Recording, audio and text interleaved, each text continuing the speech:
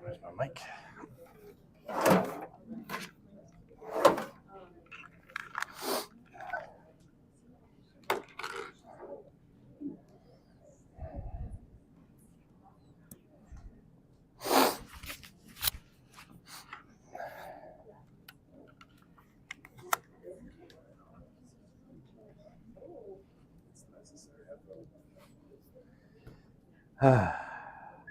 Alrighty, let's do this.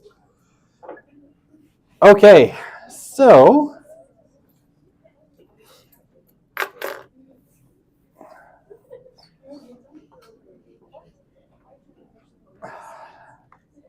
all right, so what to put on the agenda for today? So we're obviously going to move to a new topic, right? Finally, I finished off families, and it was way too long, and I'm sorry. We're moving on to youth and work, which hopefully will be a pretty quick unit. I've pared it back a little bit every year, and I think it's nice and compact now, especially compared to families. It's got a little out of control, but I loved it. Okay, so obviously during reading week, I was finally able to mark your exams. I'm sorry it took so long. It was really hard. I had to stop. Like the answers are really long in this class, and I had to stop and mark my engineering exam where the answers are very short and mostly in something that resembles English. And then go back to 377. So I finally got the last one done on Friday at like 4. So if you haven't taken a look, don't do it now. Do it later. If you want to come, so the class average, pretty good. My general expectation in this class is that the class average is going to be somewhere between 76 and 82. And you're at 81 for a class average. So it's right on the top end of that scale, but it's all good. Just make the second exam way harder, right? No, I'm kidding. If you want to take a look at your exam for whatever reason, I'm on campus every day. Most of my availability is kind of on Tuesday, Thursdays is early, like between 9 and I guess I teach at noon. Do I teach? No. What time do I teach? 11. 9 and 11. I'm like, what am I doing here? Who am I? 9 and 11. Sorry, I have too many classes. 9 and 11. So I teach at 9 and 11 on Tuesdays. I'm free between 9 and 11 on Tuesdays. So if you want to come in, that's a good time. I could do Tuesdays after 2 or Monday, Wednesday, Friday between 11 and when we start this class. So if you want to make an appointment with me to come see your exam, fire me off an email and we will figure out a time. It could get chaotic, but we'll do our best. And if none of those times work, well, email me anyway and we'll figure something out. It might have to be online from my car, but as I ferry my children around to various activities, but we'll make it work. Okay, so I'm attempting to only use the same Slido for the rest of the course and see how that goes. So everything is the same one we were using in families. Okay, I know, I'm just flashing around. Just want to see if anyone has questions. All right, so we're going to start a new unit here, and it looks like midterm 2, which I guess is next Wednesday. More marking. And more exam taking for you. I also feel bad for you, but mostly for me. So it looks like what we'll cover is families, obviously, and then we're going to look at work and sexuality and intimacy, which again is a pretty compact unit that we can run through relatively quickly. So I might have to take away the midterm 2 prep next Monday, at least partially, to fit in finishing that unit. But I will shut up and actually start, and then there's a better chance I will actually get through the material rather than just tell you about it. Okay, so we're talking about youth employment, right? So young people in the labor market. What's basically pretty true for young people is that they're more affected by aggregate economic conditions, right? So the overall health of the economy tends to impact young workers more. And kind of as a general rule, youth unemployment, especially in Canada, US is the same, youth unemployment is about 2 times the national average, right? So right now, I think the national average for unemployment for the general population in Canada is about 6.8% unemployment. And youth is somewhere around, I think, 14.6. So it's a little bit more than 2 times. But it's roughly there on average. It's been higher than 10% basically since, with very few exceptions, since the 1970s. So that's not a terribly bleak picture. It could be worse. Like if you look at Spain, Portugal, and Greece, they're looking at today 25% unemployment for youth. That's Spain, Portugal, Greece. I guess some people include Italy in those. So you can make a very rude acronym for Portugal, Italy, Greece, and Spain. You can call them the pigs. Not exactly the best acronym. Brazil, Russia, India, and China get BRICS, which sounds cool. Portugal, Italy, Greece, and Spain get pigs. So that's nice. So Canada's overall kind of economic health for young people is relatively good compared to a lot of other developed nations. Okay, but if you see a downturn in the economy, you're likely going to see it affect young people first and worse as compared to older workers. So a couple of reasons for this. Youth workers are often the last ones hired, so they are the first ones to be let go if there are corporate hierarchies. They also, companies also tend to want to keep their most experienced and competent and well-connected workers during downturns, those that can basically do more. So they tend to hold on to older workers a lot of the time. Now, there are some exceptions to this. Sometimes companies will take older workers and basically buy them out or have them retire early or whatever, and then replace them with 1 or 2 or even 3 younger workers that still technically cost them less. This happened to my wife's uncle. He was some kind of high-level accountant in the oil field, and there was a big downturn, and so they hired 3 accountant grads from Mount Royal University and laid him off, and apparently that was still cheaper than paying him his, I think $250,000 salary for being a super accountant. So that does happen, but mostly, young people get let go because they have less skills and they're less well connected. Obviously, during downturns, there's also less hiring of new employees. So if you end up in an economic recession, some crazy man in America puts 25% tariffs on your country or something, and your economy goes into the tank, probably less hiring in that period. And this tends to happen even with internships, both paid and unpaid, during downturns. And I remember this, my one friend used to run an engineering company that he owned. Sorry, my kids' school reminding me they have no school 3 days this week, which doesn't make my life hell. And he said, during the big economic downturn, he wouldn't even take on co-op students, right, which are these engineering students that they hire for work terms because they had nothing for them to do. So internships, will decline in these economic downturns. So even the chance of getting some experience for young people tends to decline as well. Okay, so we talk about is a decline, and we talked about this when we talked about Jean Twenge and her book iGen, and then generations.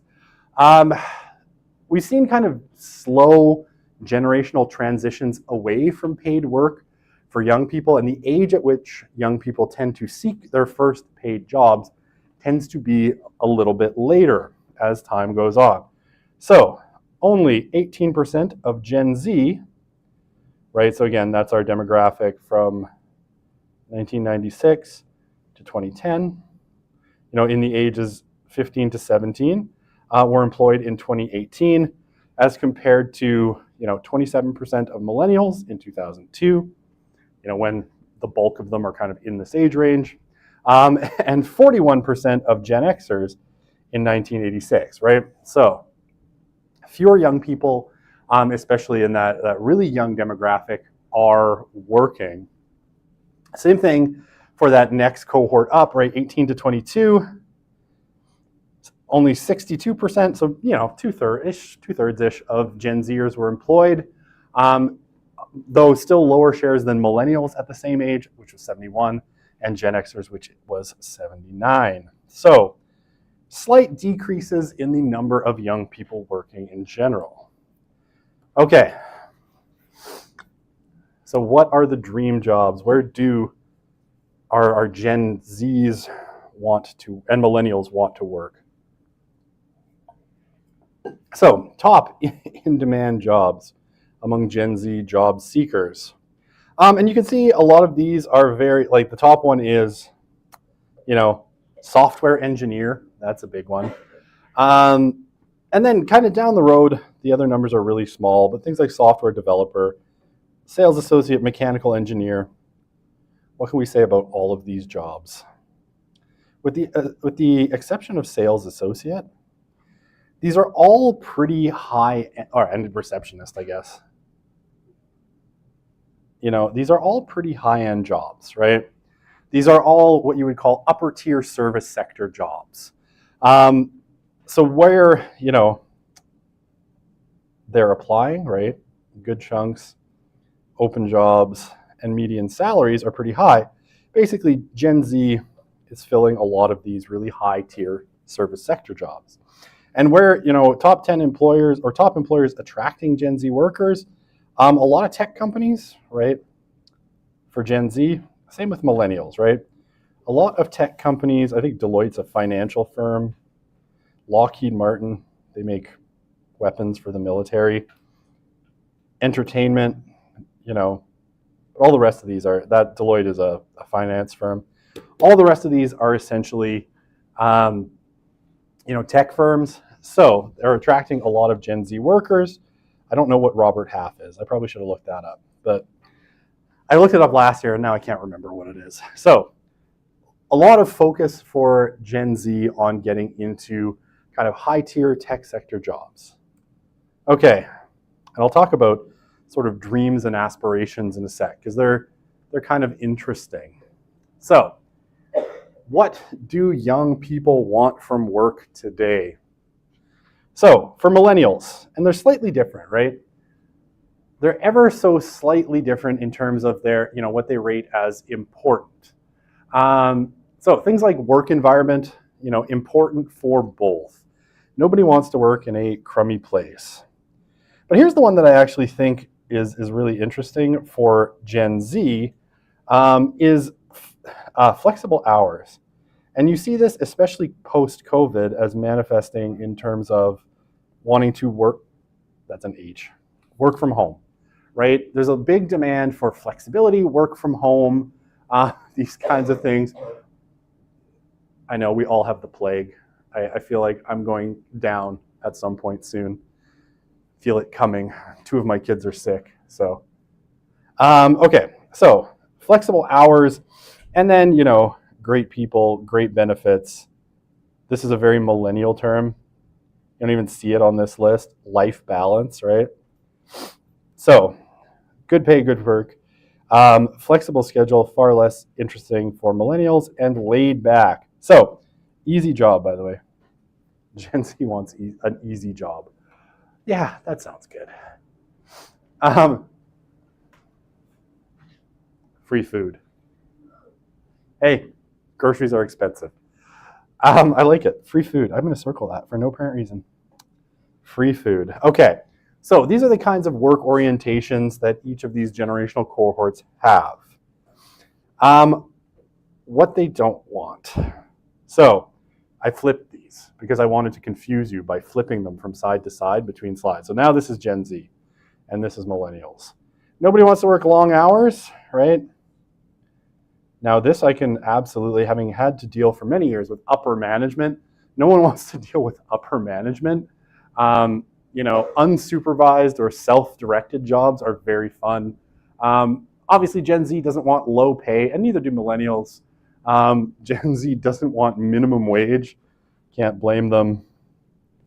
Man, I resonate with this one, having worked a few customer service jobs. Rude customers, that is no good. But you see slightly different, poor management, room growth. What do they not want? Fast-paced. Gen Z doesn't want a fast-paced job. They want to take it easy. And, so we see poor management is more important to them. Maybe because now the millennials are the managers, so they're, somewhat less worried about poor management because they are the managers. Okay, you see slightly different orientations, but especially here, right? I think, neither wants long hours or low pay. And you kind of see similar things there. Okay. Will there be a midterm review before the second one? I will try. I'm going to try to get through all of this.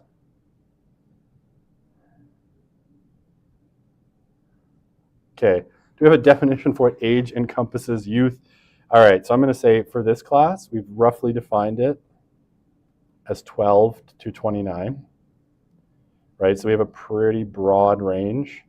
And it's segmented, right? We have, 12 to 18 being,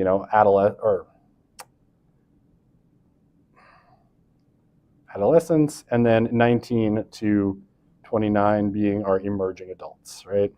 Okay. I don't know why I had to make that sound effect. I just felt like I had to, because the eraser doesn't make a sound. Okay. So millennials and Gen Z in the workplace. What did millennials want, or what do they want? They want a purpose, right? I want my job to matter. That's important. More interested in ongoing conversations than annual assessments. Oh, I can resonate with this. I hate annual assessments. They are the worst. Like filling out forms, being like, this is what I did this year. Terrible. Gen X loves annual assessments. I do much prefer kind of ongoing, like, how are you doing conversations. Interested in collaboration and teamwork? Sure. And view their career as one of the most important things in life. Increasingly kind of funny for millennials who are always worried about work-life balance. They become much more focused on, their careers being important. Okay, Gen Z, y'all want the dollars and job security. I think going towards them as an anxious generation. Gen Z, their work orientation tends to require a lot of feedback on their performance. They're worried about how they're doing, driven by individual performance and competition. I was going to say compensation, and prioritize a healthy work-life balance. I think this matters a lot when you're young. Geez, bless you, bless you, bless you, bless you, bless you. All of you. We're just like, stay back there, but we're all dying. Okay, so some more stats. All right, so I took this from a few different places, from Built-In and EHS Today, kind of random work stats on Gen Z and work. Okay, so 54% of Gen Z say salary is what they consider the most when applying to their first full-time job, right? It's all about the Benjamins. Okay, they prefer to pursue long-term careers and see themselves as working for an average of 4 companies in their professional life. So this is really different, especially from the baby boomers, right? The boomers, they were lifers, right? When we talk about the baby boomers, and to an extent Gen X, these were people that basically grew up in a world where the idea was you were going to get that job and you were going to work your way, from like up the pyramid, right? You're going to start at the bottom and you were going to end up the CEO of the company. Now, all that kind of ends in the 1980s. There's a huge amount of economic restructuring and outsourcing. But I think of this, and I think of like, I mean, my dad was kind of like this. My uncle was even more like this. My uncle worked at IBM, right? And he worked at IBM from the time he was 25 until he retired at age 62. And he worked his way up at IBM, and he was an IBM man. And it was always funny to go visit their house because everything was IBM. Like his clothes had IBM on it. All of their mugs for like coffee had the IBM logo on it, right? They had just like endless amounts of IBM swag in their house. Like he was in sales, so he also had like a bunch of like merchandising items that he took around and apparently filled his house with. But you always came back from his house. He's like, oh, hey, here's some like IBM branded flashlight. And it was all IBM all the time, right? And this was really common for the boomers. For Gen Z, that economic situation has changed, and they figure they're going to work for about 4 companies in their professional life. Okay, sorry, that should be 21% of Gen Zers said they want a stable schedule, and 23 expect that they would also be offered a flexible schedule by their employers. So that is a big change again compared to other generations, right? Certainly, I even think of millennials. Everybody just sort of expected that you were going to work the hours that your employer gave you, right? But for Gen Z, maybe because the technology is there where a lot of us can work from home, they want that flexibility. And half of them said they would stay longer at a company if they enjoy the work. And half of them revealed that a competitive salary is also a reason for them to stay longer. Now, having taught sociology of work and industry, I can say that these are actually pretty common sentiments. There's a bunch of reasons that people stay in jobs, even jobs they don't like. The fact that you have a competitive salary and it's hard often to go out and find a job that you think will pay you as much or more will keep people in jobs. Although, this is what they say, and if you're ever stuck in a job, think back to this moment. No, maybe not. Maybe you're probably not going to think back to sociology of youth, or maybe you will.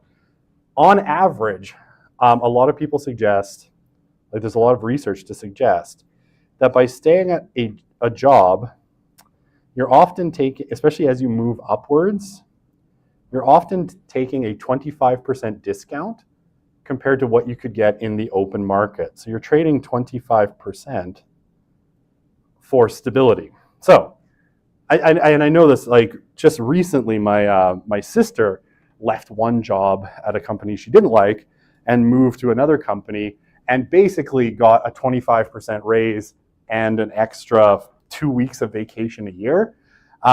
She could have gotten more money, but she asked for more vacation because often, this fear that you're going to have a hard time finding another job that pays as well actually keeps you in a job that's paying you less than you're worth. So if you're trapped in a job one day, or now, possibly, just keep in mind, you're probably taking some degree of discount just to maintain stability. Okay.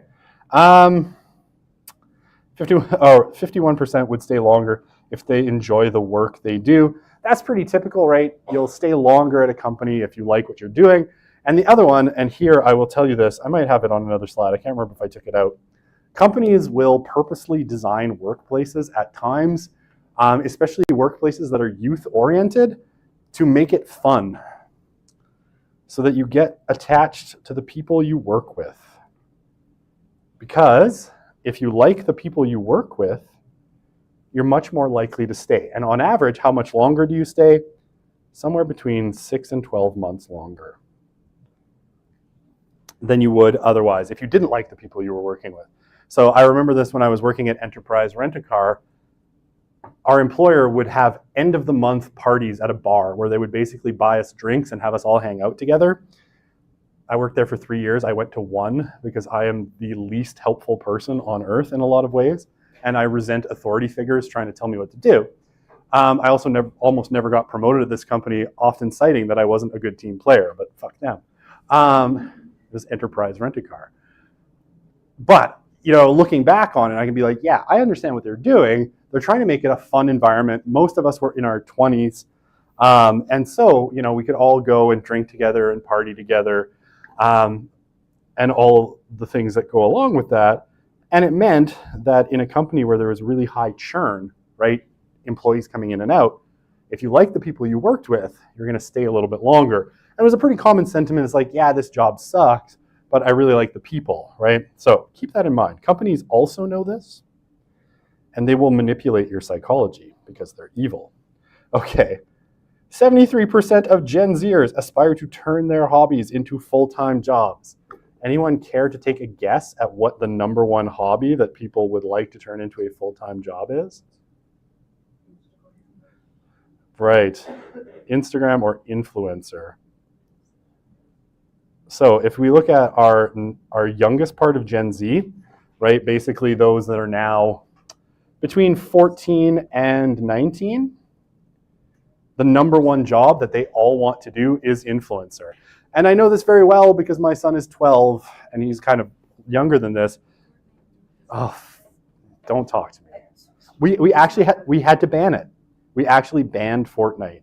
We uninstalled it and we said he's not allowed to play anymore because he wouldn't stop. We'll talk about Fortnite later in the course because it's evil and it's actually designed to have addictive effects on kids. Evil people with PhDs have designed games like this, which leads me to the conclusion that PhDs should be safe, legal, and rare. Like some other things. Okay. Especially in that most dreaded of disciplines where the most evil can come from, psychology. Sociology is relatively benign, kind of. Okay, so yeah, when we see values, right? We saw this in Jean Twenge as well. Diversity is important, and about 3/4 of Gen Zers would like. Sorry, I circled the wrong thing. Are more likely to want to be in a company where diversity is valued. And you see over time, employers actually realigning themselves on this point. If you ever wonder why EDI or DEI or DIE or whatever it was called in different places, it was never called DIE, by the way. Why it became such a big corporate buzzword, a lot of it is not that corporations are like, yes, we must be more diverse, is they're looking forward to these Gen Z people that are going to make up their workers for a long time and trying to appeal to them, right? Because they value diversity, you want to present yourself as a diverse workplace. Okay. So 75% of Gen Zers would like to explore different roles in organizations rather than switch companies, right? So they value job diversity. They just don't want to switch jobs necessarily or places of work. Okay. And then impact on society. You might look here at another buzzword. That's an E. I'm sorry. I'm bad at writing. ESG, environmental and social governance.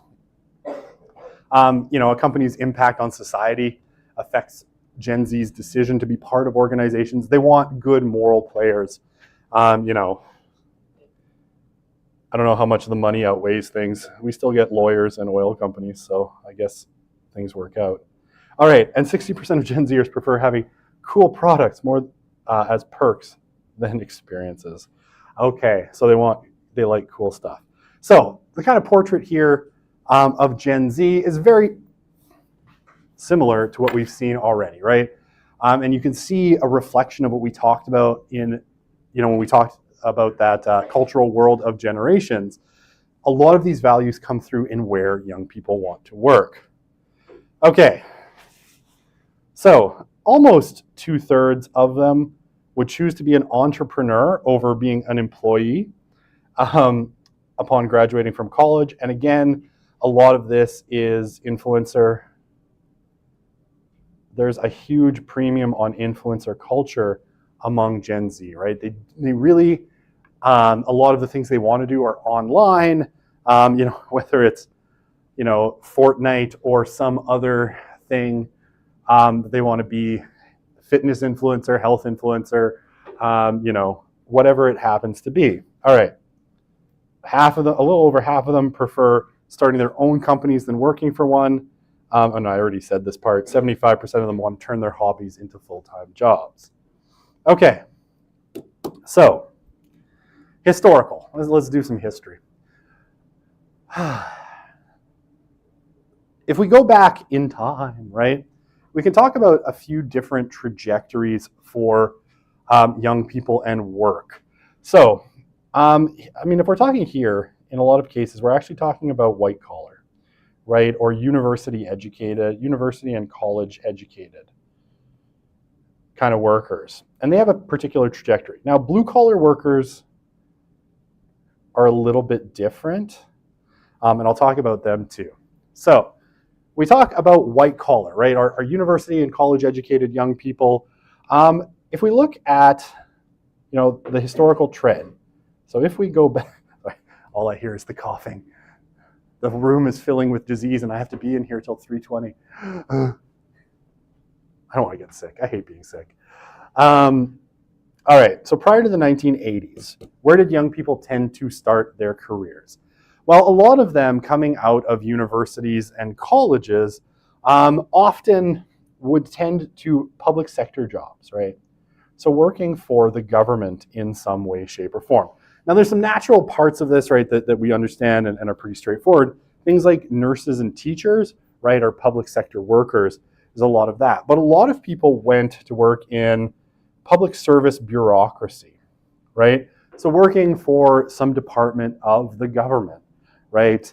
My dad did this, right? He graduated from NAIT, and he went eventually and worked first for the federal government. I can't remember what he did for the federal government, but eventually ended up landing working for the Alberta government, for Alberta Environment, and he stayed there, basically for his whole career.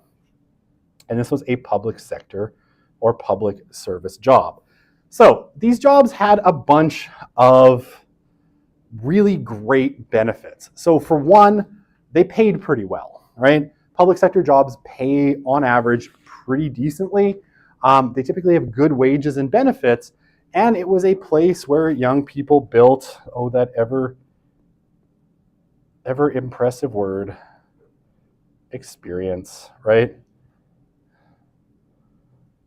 Now, my dad made a tragic error, however.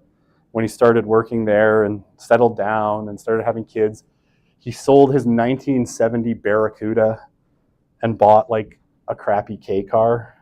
And I'm like, man, I would have loved to drive that muscle car. Probably would have crashed it in about 5 minutes, but that's okay too. I'll probably forgive him for that someday. But, right, he ended up working in public sector bureaucracy. Now, a lot of young people would then take that experience and move into the private sector, right? You start in the public sector and then you transition to the private sector. So you go and you work, for companies in the private sector after you've built up, some actual skill working in the public sector. So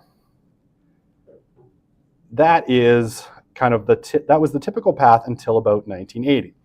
So what happens in the 1980s is, okay, I have two things going on here on my slide. So what happens in the 1980s, starting in the 1970s, you get a huge financial crisis and a profound economic recession that's sometimes called the period of stagflation, or economic stagnation and inflation put together. And if you ever look up like Jimmy Carter, the US president who just died, that was the period that he sort of presided over, was stagflation. The economy kind of tanked. Inflation went way up. I remember my parents telling me on their first mortgage, they paid in the first 5 years 18% interest, which is like a credit card loan on a mortgage. Now I think the mortgage was like $8,000 or something. I don't know, something ridiculous because it was the 70s. And how you could buy houses for less than you can buy like a hot tub today or a trailer. So that kind of put and the other thing that happened is a big crisis of public debt. So some of our friends, Reagan, Thatcher, and in Canada, Mulroney, come in, and they all start cutting back government service. In Alberta, it happened in 1993 when Ralph Klein came in. And a lot of these good paying jobs where young people would have started their careers end up going away, right? They disappear. And where do a lot of those young workers end up? Well, they moved into essentially the lower tier of the service sector, right? So into things like service, sales, clerical, hospitality, childcare, and a lot of these sort of industries, which, unlike those government jobs of yore, had poor wages and benefits, typically had high churn rates, transient workforces, and very little room for advancement. Okay, so that's the story of our white-collar workers. Let's talk about our blue-collar workers, which we have already a little bit. Some of you got an exam question on it. Okay, so for our blue-collar workers, right, so these were factory workers, and people working in manufacturing in large part. So many of them could have gone from high school or at very most a 2-year technical degree directly into the workforce, right? So you went down, you graduated from high school, turned 18, and you headed down to the Ford factory. I don't know why it's always Ford in my examples. It could be GM, right? Or Chrysler. And you talked to the foreman and he gave you a job on the assembly line and they did some on-the-job training for you. And you worked, from the 1940s until the 1970s. You basically had a good assurance that this was a life path, that you could go with a high school diploma to the workforce, typically in manufacturing, or sometimes into skilled trades with very little training, and build a pretty good life for yourself, right? Do pretty well, get a nice pension, get some good benefits, enough to marry your high school sweetheart, and move to the suburbs and have a couple kids and 2 cars and a washing machine and a dishwasher to liberate your wife from perpetual slavery, and all of that fun stuff. So that was the kind of path. Now what happens starting in the 1970s is all of this kind of starts to break apart. So first you start getting competition from different parts of the world. The first one is really from Japan. Japan comes on the scene in the 1970s as a major manufacturing economy, making, particularly cars. We all know Toyota and Honda, and electronics. And a lot of those great factory jobs, just disappear as the American companies really, really struggle to compete with, first Japan. Once we get into the 90s, we're talking, South Korea as well. And eventually, and kind of slowly building from the 1980s, the country that President Trump would call China. I don't know why he says it that way. Just wants to enunciate, I guess. Just really clear speech. Okay, so what we see for young people is generally a degradation of their opportunities at the low end of the market. So it takes people a lot longer to sort of establish themselves.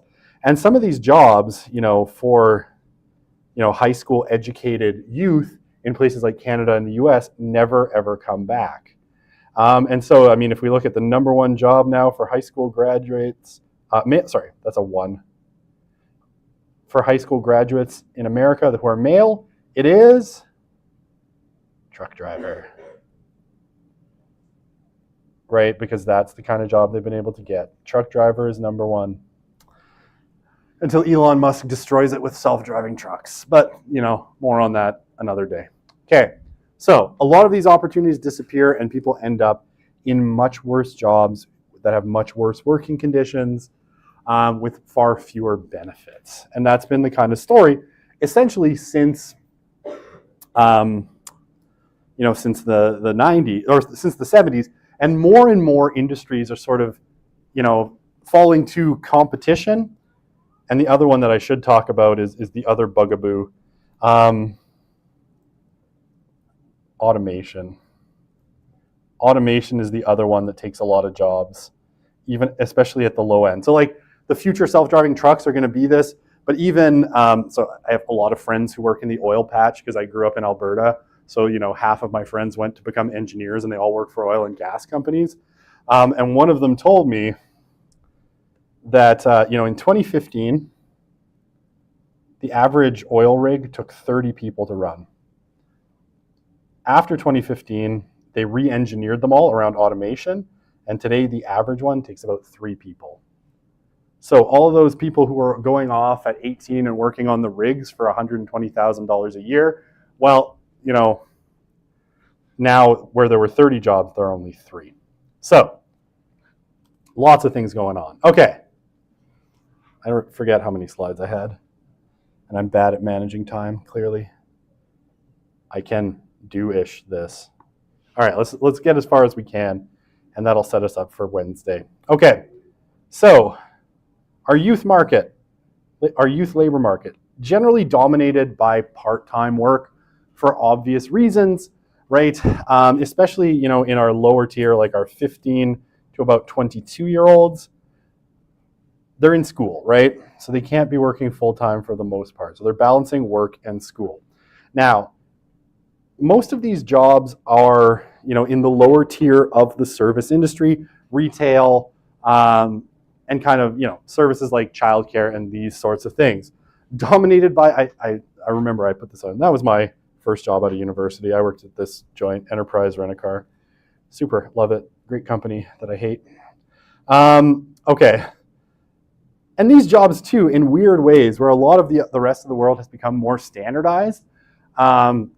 Even customer service jobs that should have a human touch have become more standardized as well. And you'll kind of recognize it because, you've all called a customer service center and been told this call will be recorded for quality assurance purposes. It's not for quality assurance purposes. It's to make sure that the person you're talking to follows the script. And it can be infuriating when you realize that it's a script because you'll describe to the person at TELUS what your problem is. And they're like, I'm so sorry that happened to you. And it's like, no, you're not. Shut up. Just help me. Stop reading the script. Get me your manager. I know there's 80 steps and 4 hours of hold before I get to your manager, but if we could just skip those, that'd be great. Things like carefully worded greetings, ways of dealing with customer service failures. I remember both of these from enterprise because I had to answer, and this is still the words that haunt my nightmares. Things like, thank you for choosing Enterprise, the company that picks you up every time you answer the phone and then you give your name, right? Ways of dealing with customer service failures. We had successful failure logs, right? Where you would note what you did wrong, usually nothing, just people are unruly and mean, and then what you did to make up for it, just note how you succeeded, okay, at your failure. And then all sorts of, schemes to get people excited for working at these places. Things like company Christmas parties, picnics, prizes. I remember the one year, and again, I said this before, if you like the people you work with, you stay longer. I remember the one year we were told, usually we got to order from a catalog of really crappy enterprise-themed gifts. And the one year they're like, there's no catalog this year. You're all getting a fabulous gift. And I'm like, great, is it money? It's money, right? That's what I want from this company. You know what it was? It was a die-cast model of the original Enterprise rent-a-car car that the first owner rented, and that was our gift. We stuffed it full of rags from the car wash, soaked those rags in gasoline, and lit all of ours on fire in the parking lot after work. That's how upset we were about this. Anyway, they try to get you. I have dark stories. I'm sorry. Here's your future friends. Crappy gifts at Christmas. Okay.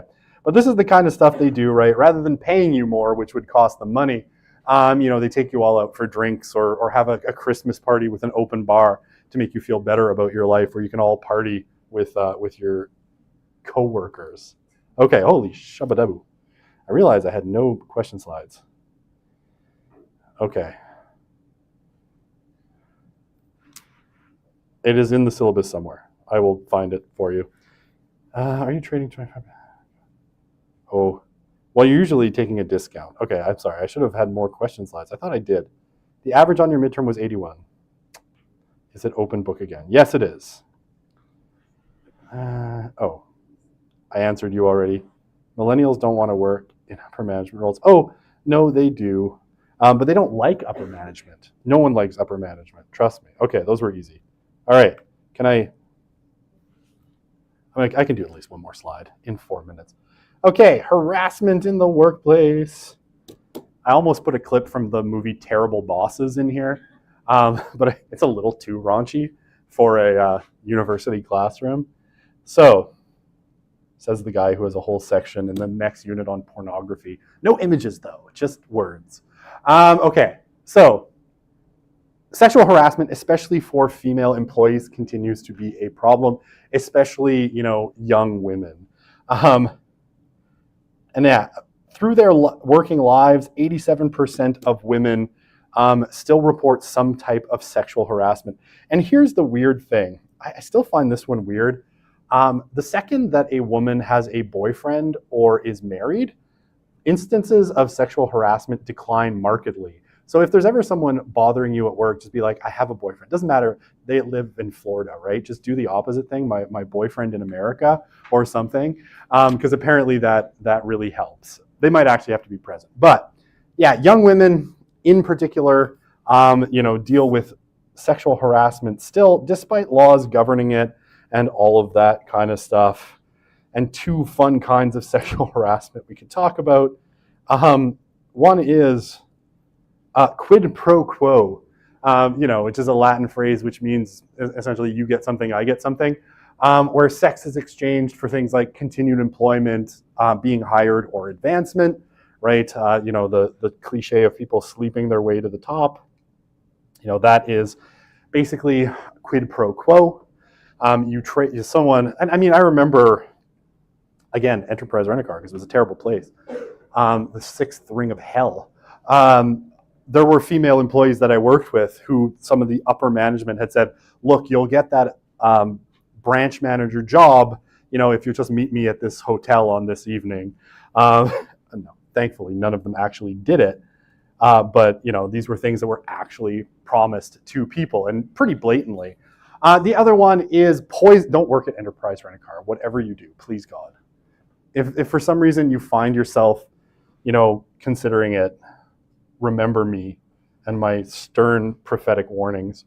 The poisoned work environment is basically when people make it or sometimes called a toxic work environment, where people sexualize the work environment in all sorts of ways. It can be anything from things like pet names, especially for female employees, honey, sweetheart, whatever, unwanted nicknames that are demeaning, all the way to sexualized jokes or whatever. Anything that sexualizes the workplace and makes it uncomfortable is a form of harassment. 1 minute, 2 points. We can do this. Okay. For women, often work is sexualized. I have so many friends, I'll just tell you stories.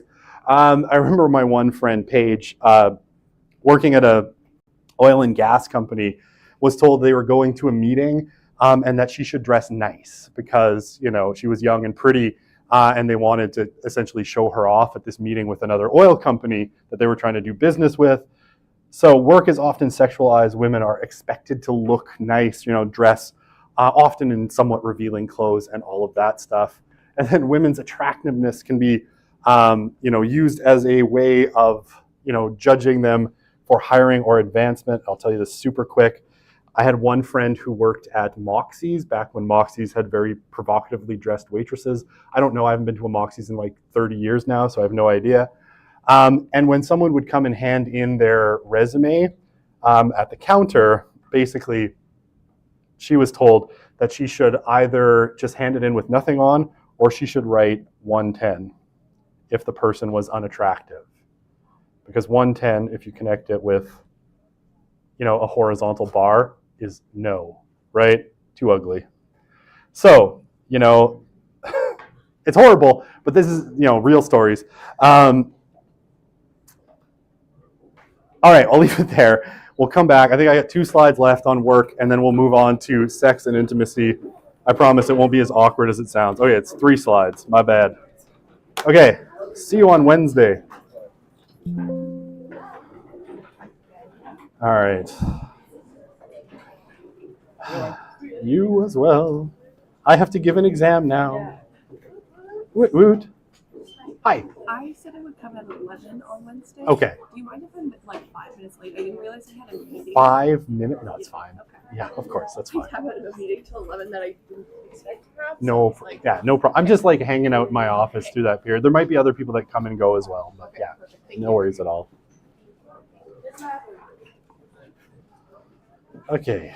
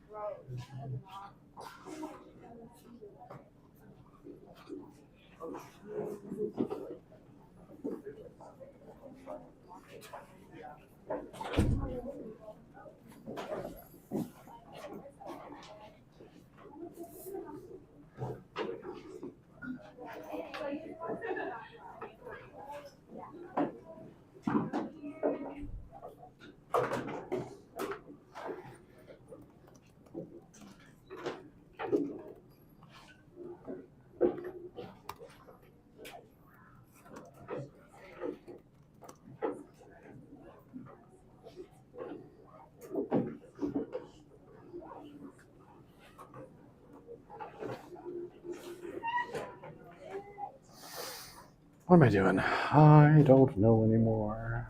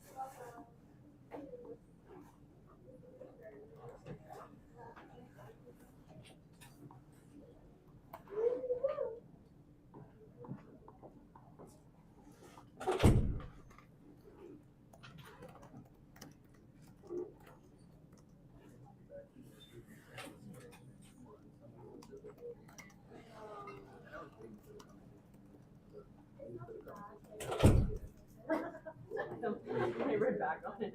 I looked back and I was like, oh my